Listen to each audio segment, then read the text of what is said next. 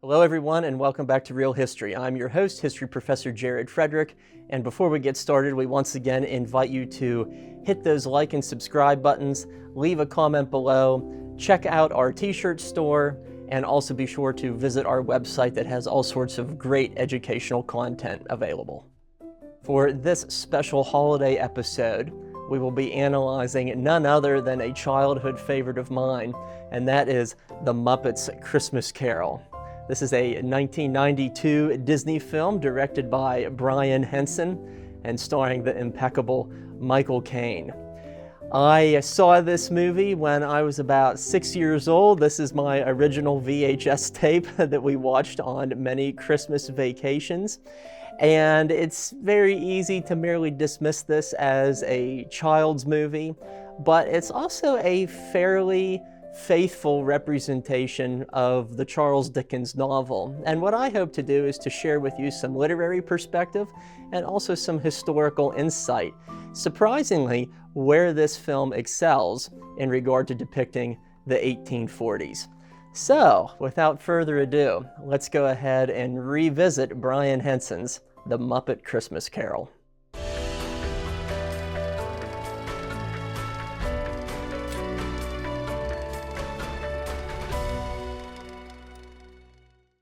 Let's have a lunch. Oh, good idea. Now, quiet down, you villain. Hey, I'm being stolen! Hey, help me! Help me! What about my nose? I think these opening shots perfectly encapsulate our popular perceptions of Victorian-era London, an aesthetic that has both an old griminess and a sort of 19th century charm that many people today associate with a classical Christmas ambience, I think we could say. But not everything was so quaint in reality.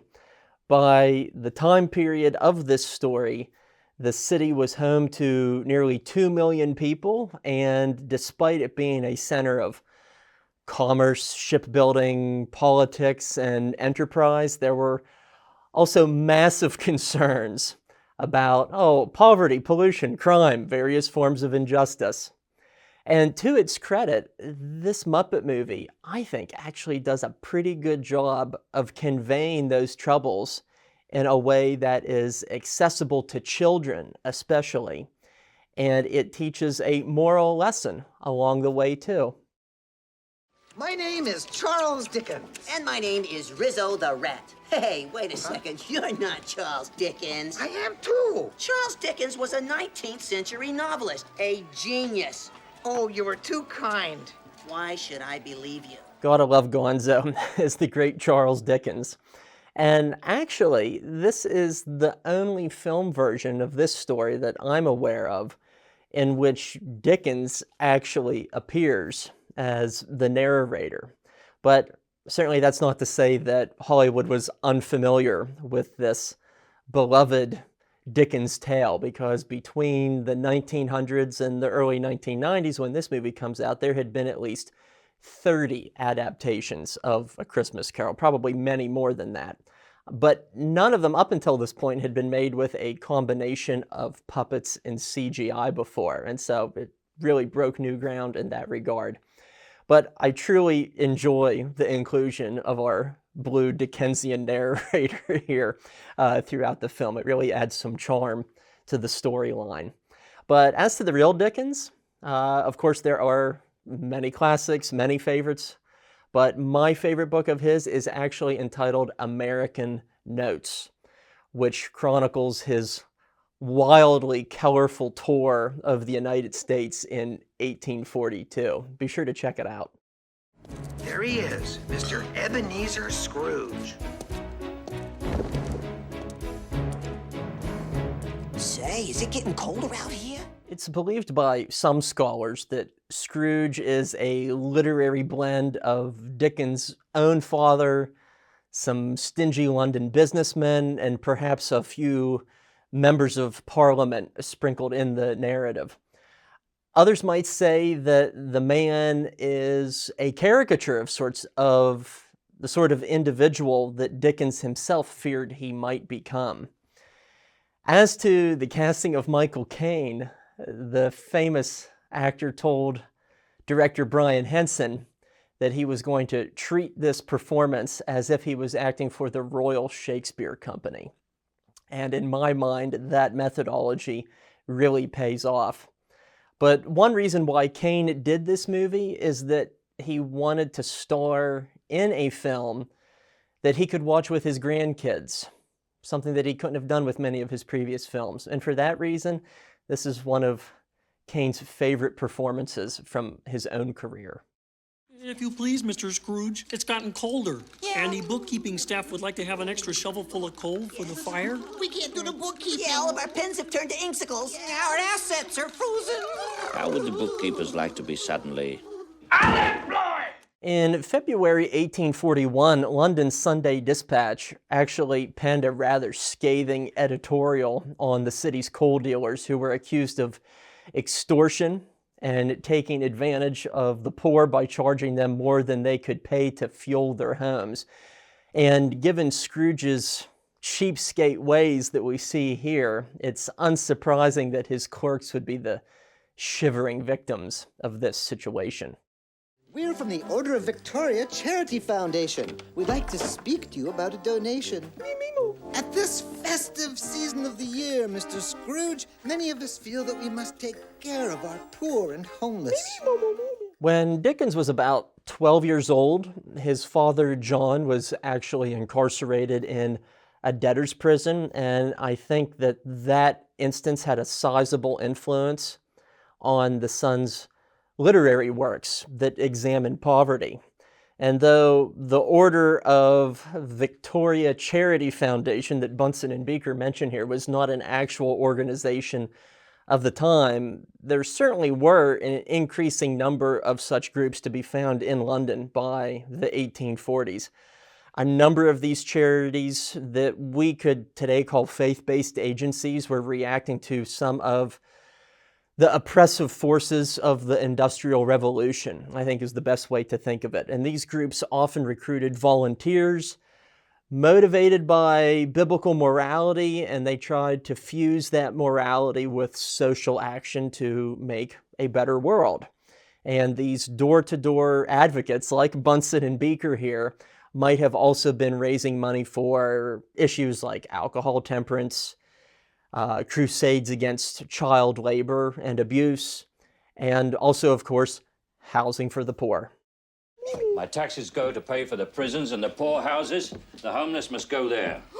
But some would rather die. If they'd rather die, then they'd better do it and decrease the surplus population. The phrase surplus population was one that was thrown about a good deal in London newspapers of the 1840s.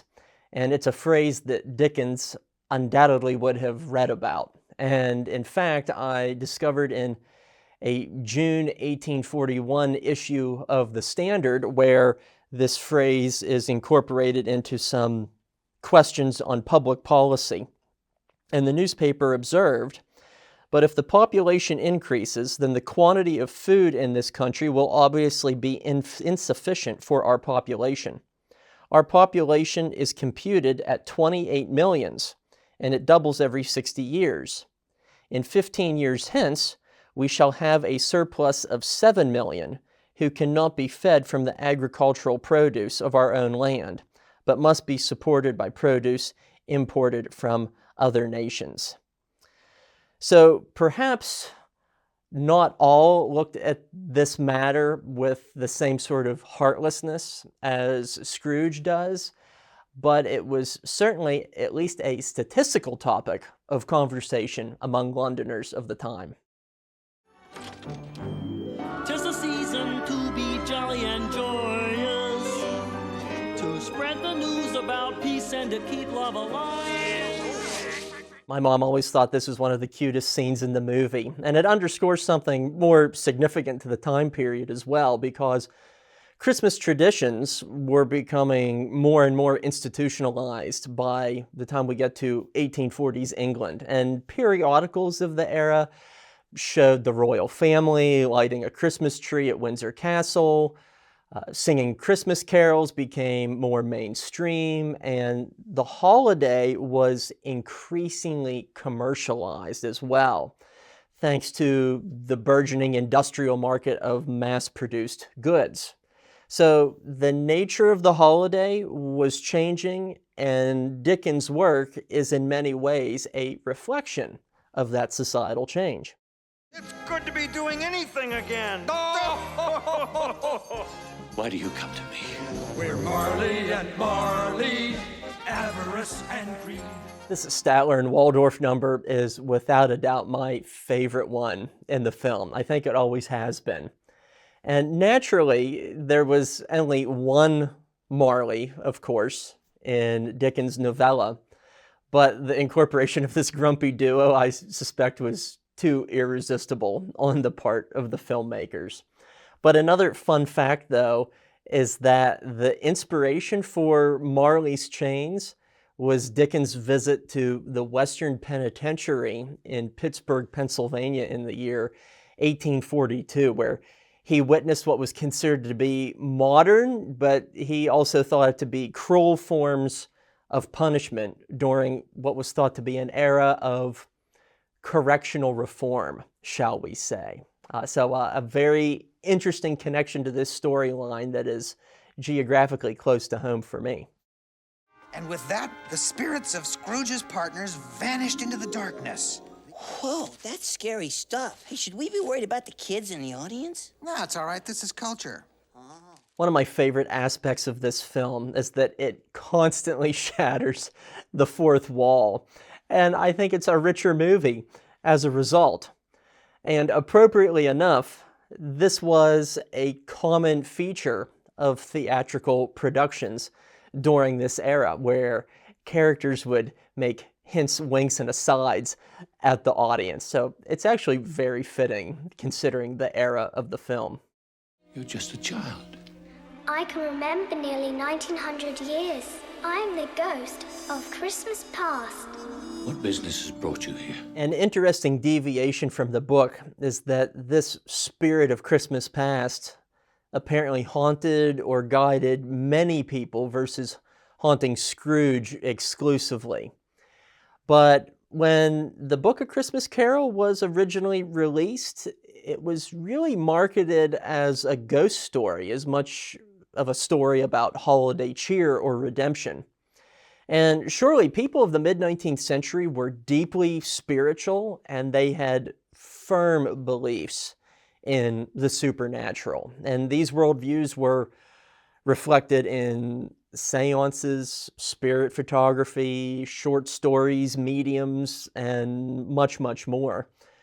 But another little bit of lore associated with this time period that might be apocryphal or exaggerated is that carbon monoxide, actually emitted by London's gas lamps, caused hallucinations, thereby creating the illusion of ghost sightings.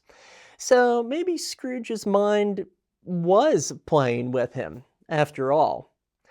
But to learn more about the supernatural beliefs of bygone days, you should check out our episode examining The Witch. But don't watch it with your kids. I'm looking forward to it, Headmaster. You will love business. It is the American way. It's the British way. good. Yes, Headmaster. It was actually both the British and American way when you think about it.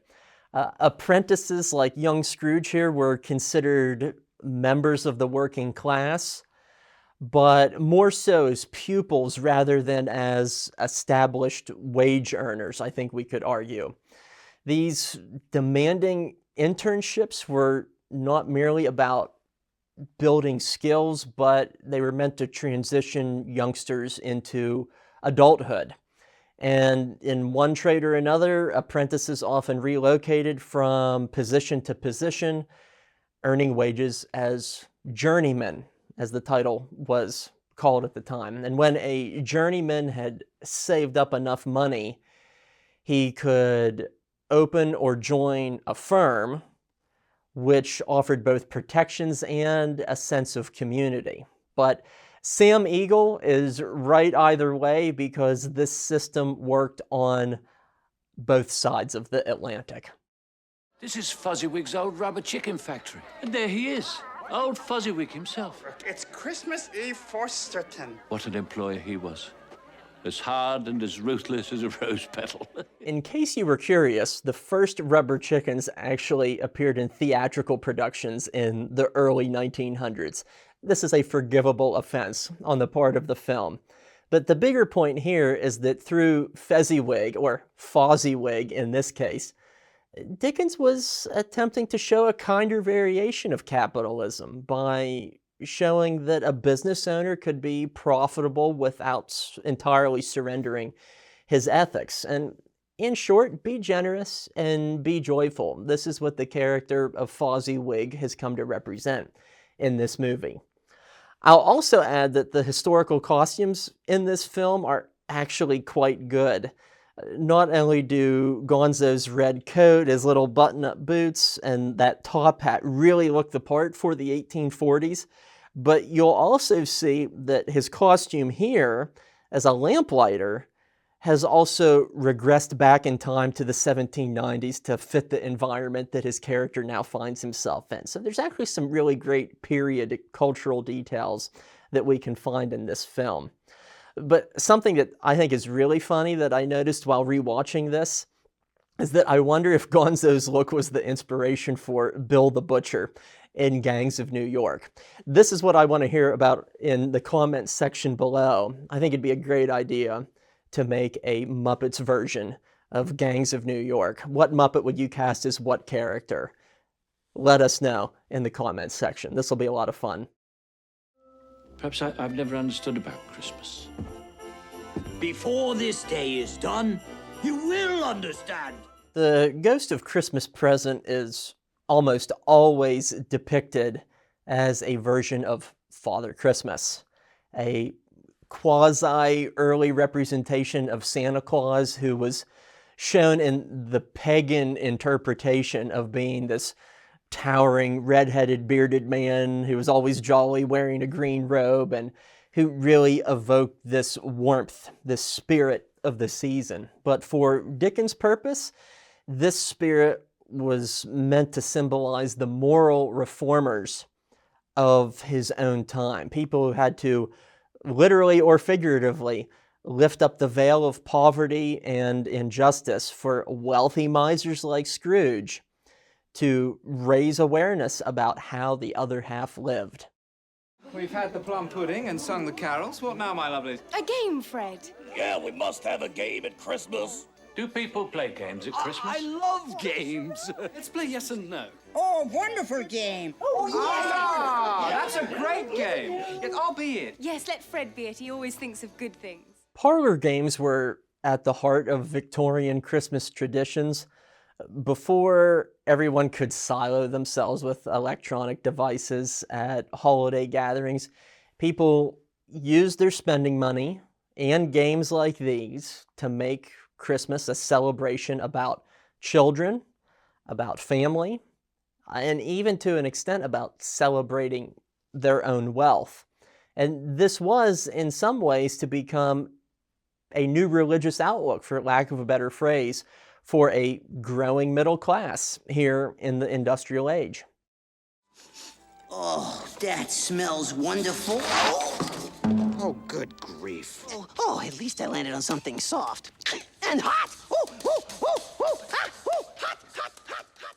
I don't have much to add here except that this was my favorite part of the movie as a kid.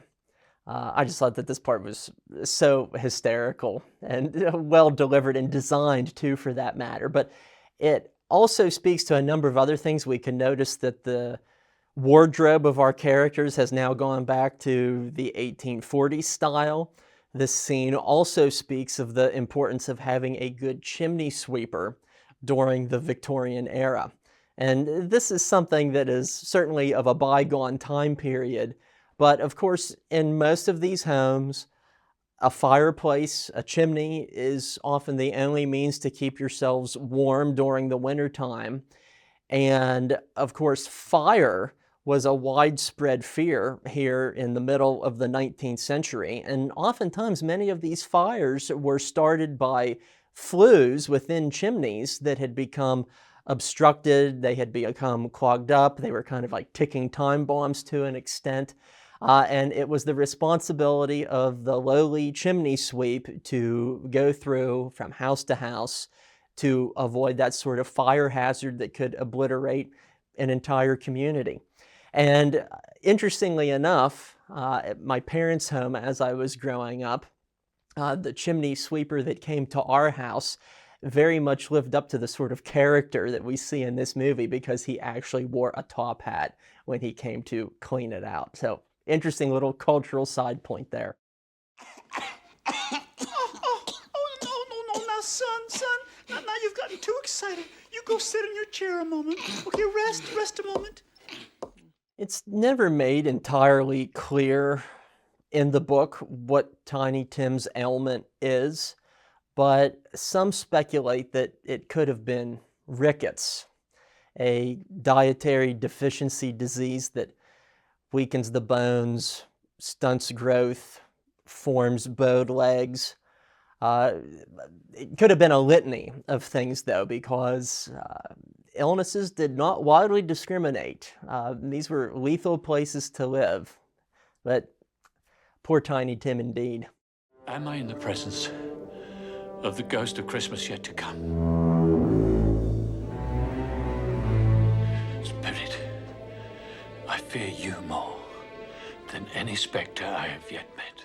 The earliest mention of the phrase Grim Reaper was first found in the 1847 book entitled The Circle of Human Life, which argued that a meeting with the Reaper and his scythe marked the inevitable end of one's life. But the personification of death that we see here certainly matches the supernatural perceptions of this era.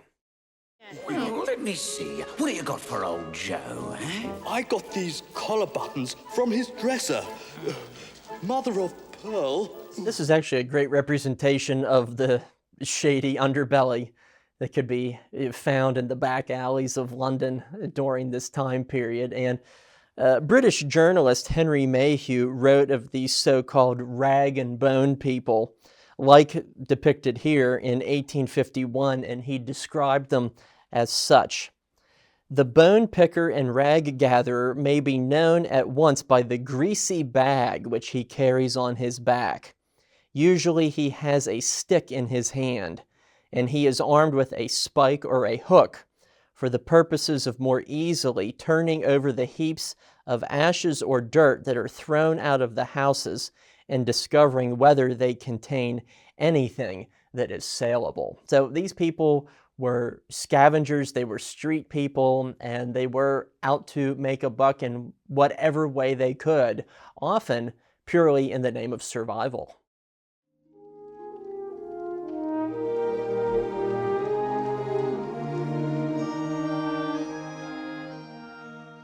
Who would have thought that a puppet movie could deliver such an emotional punch? But this sad image of the empty chair was nothing strange to London parents. According to data of the time, about 1 out of every 5 children in London in 1840 died before they reached their 5th birthdays. And often the top killers were afflictions that could be cured with simple antibiotics or vaccines today. So if we are to wonder why the life expectancy rate was so low 180, 190 years ago, it was because infant and child mortality was so high. Even if we part, I will hold you close in a thankful heart. I will hold you close in a thankful heart. And at last, Scrooge has broken out in song as he has discovered redemption. And as a fun production side note, you can see in the background that the store has the name Micklewhite above the entrance, and that was the original name of Sir Michael Caine, Maurice Micklewhite. And so that is a very nice tip of the hat to Caine's own very humble origins in London. Would you and your family care to join us for a little turkey dinner on this fine Christmas day? Merry Christmas. As is the case with most film adaptations of A Christmas Carol, it is a very heartfelt and satisfying ending. And when we think about the impact of both the book and its many film versions, as early as December of 1844, newspapers and fellow authors within the London circles were already recognizing the huge impact that this story of Ebenezer Scrooge was having upon society. And this is what the Sunday Dispatch wrote just 3 days before Christmas in 1844. It noted, Mr. Dickens has established a claim to literary superiority above all his contemporaries. From his keen insight and thorough knowledge of human nature, and from his directing his endeavor to ameliorate or destroy the evils that press upon a large portion of society, exposing to an odious light selfishness and a sting of the worst traits of the human character. The poorer class could not have a firmer or more powerful advocate. Thus, the Christmas Carol was the work of a philanthropist. And I think that is such a fitting note to end on, because there are so many Scrooges in the world. And the big takeaway here is not to be one of them. Be a Cratchet, be a Fezziwig, and pay it forward this holiday season. That's some good words of advice from Mr. Dickens, if you ask me. Nice story, Mr. Dickens. Oh, thanks. If you like this, you should read the book. There are many interesting and revealing books that can be found on 1830s and 1840s London, underscoring the plight and social conditions of the time. But my book recommendation for this episode is simple enough, and that is to go straight back to the source material by Charles Dickens. And this is a book that is very special within my family, because this is a copy that was given to my grandmother, Gertrude, by her school teacher in the year 1935 as the Great Depression was ongoing. And so I think during that time particularly, a lot of people could relate to the story of the Cratchits, people who were going through times of hardship. And I think it speaks to some of the universal truths and strengths that we can find within Dickens' parable. A very fitting conclusion there, I think, as we remember Grandma Gert this holiday season. Before we conclude, we once again invite you to hit those like and subscribe buttons, leave a comment below, offer some of your suggestions for the Muppets Gangs of New York style movie that we talked about earlier. Feel free to explore our t-shirt store and also browse our website that has all manner of wonderful educational resources. And most importantly, all of us here at Real History wish you, our faithful viewers, a Merry Christmas, Happy Holiday Season, a Happy New Year. I think you'll find that we have all sorts of great things planned on the horizon, and we look forward to you joining us on that journey. And until that moment comes, as always, stay curious.